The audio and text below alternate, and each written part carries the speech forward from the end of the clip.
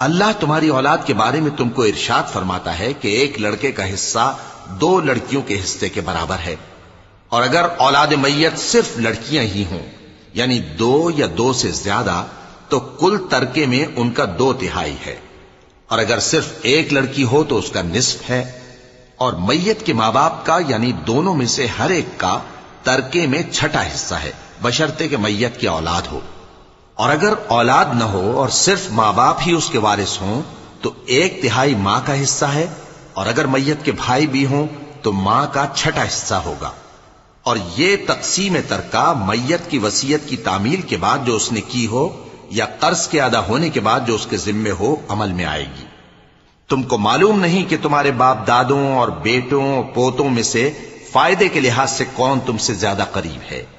یہ حصے اللہ کے مقرر کیے ہوئے ہیں اور اللہ سب کچھ